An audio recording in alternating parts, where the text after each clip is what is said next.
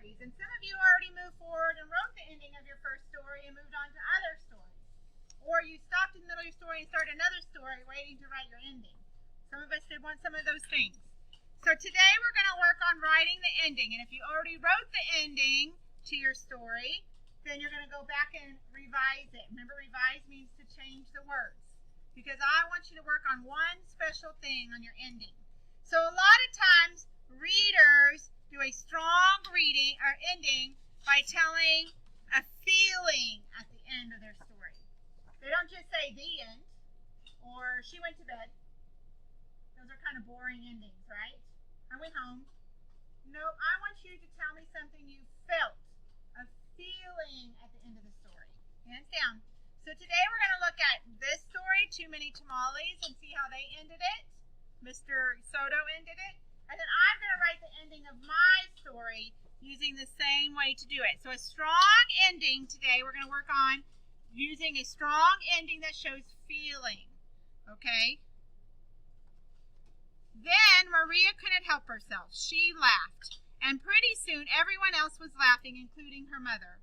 And when Maria put her hands back into the bowl of masa, the leftover tear was gone. So they remember, we learned that we don't always just say she's happy or I'm happy, right? We tell them something we said and did to show that feeling. So, she laughed. Does that tell me a feeling? Yes. What feeling does that tell me she had, Corbin? That it was How was she feeling as she laughed? happy. Happy, that's right. And remember, before this, she had a little tear, right?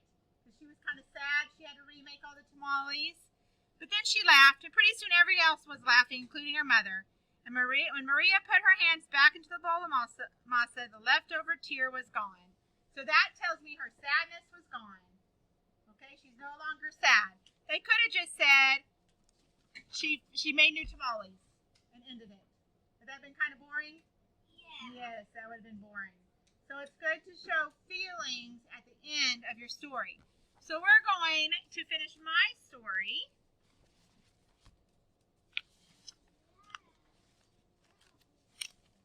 And remember, back a few lessons ago, I think it was early last week, we said show, don't tell how your characters are feeling. We did that in the middle with all those details we wrote in the middle. Some of y'all's middles were like a page or two long. Okay? So also doing at your ending, instead of saying he was sad, Juan began to cry. She was happy. This is awesome, said Elizabeth. He was mad. Bobby glared at me. So tell me something they said or did or both to show me how they're feeling, even at our end. So here's my story. Late one night in the spring, remember we reread our stories before we start working on them again. Late one night in the spring, I was watching TV in the living room. All of a sudden, the weatherman said, "Tornado warning, take cover!" I could hear the wind howling. Then I ran to grab some blankets and yelled to Mary and my husband, "Get in the bathroom!" We climbed into the cold, damp bathtub with our warm blankets. A few minutes later, the phone rang. It was my dad. He was in his bathtub, too. We sat in the bathtub for what seemed like hours, but it was only minutes. Here's where I put this. I could hear the weatherman talking about the tornado, and I could see it on my cell phone radar. Then the phone rang again. My dad said, "I think we got hit by a tornado. Our electricity is out. I'm going to check." I told him to wait, but he said it was over. He walked through the house to the garage. I heard him step into the garage. "The garage is still here," he said. Oops, I need to put some quotation marks around there. I heard him walk to the window and gasp. "The barn is gone," he screamed. I couldn't believe it.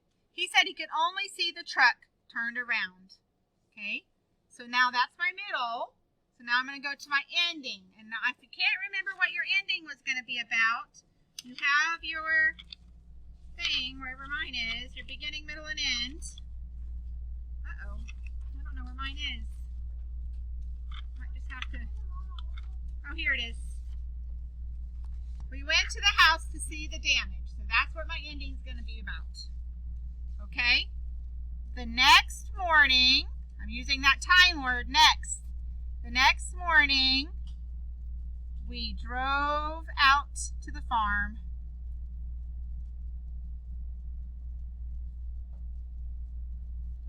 From the road, I could see the damage.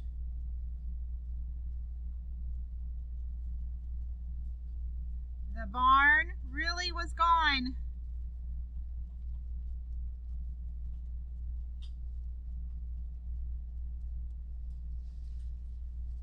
We got out of the car and walked around.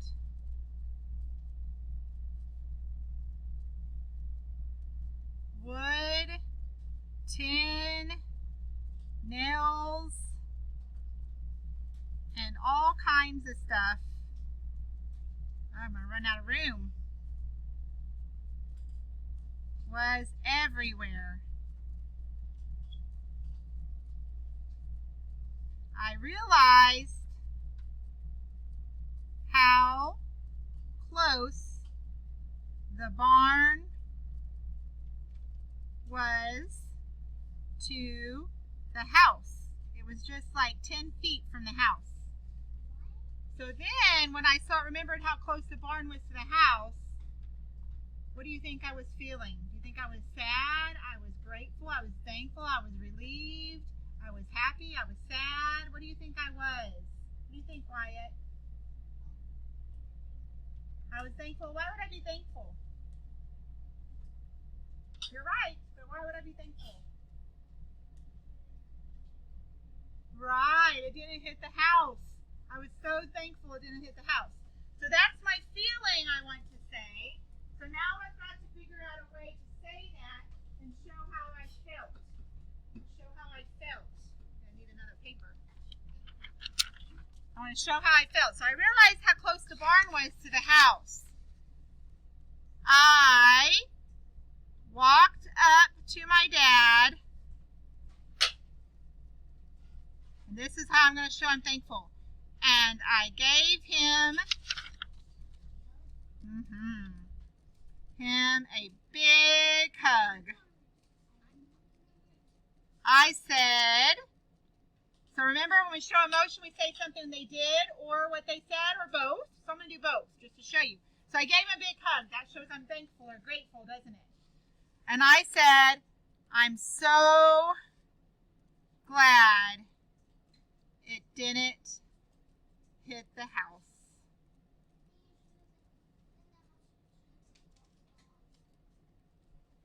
And that's going to be the end. So I showed how I felt at the end by giving a hug and saying, I'm so glad it didn't hit the house. So that's my ending. I'm showing a feeling. I could have just said, the next morning we drove to the farm. I could see the damage. The barn really was gone, and just end it right there. But then it'd be not as good, right? Because I'm not showing how I felt about the rest of it. You would think I'd be sad because the barn's gone and the truck's all damaged, right? You would think that would be my emotion, was I'd be sad. And I was a little sad, but mostly I was relieved and thankful and grateful that it didn't hit the house and it hit the barn. So that's what I wanted to show. So it's kind of a little bit of a surprise at the ending. So you would think that I'd be sad, but I wasn't sad. So now I'm going to have you, in a minute, don't get out your purple folders yet. I'm going to have you go back to your ending you already wrote on your first story that you wrote, or you're going to reread your story and you're going to finish it. Both ways you have to reread it. So no one starts writing as soon as they open their purple folder. Reread your first story. If you already wrote your ending, go and change it or add to it to make it have a feeling at the end. Some thought or what you said or what you did. It doesn't have to be all those things, but it has to be at least one. And if you have more than one story, then you can work on both endings. Or if you finish your first story's ending, I did not say to get out your purple folder yet, did I? I'm still talking.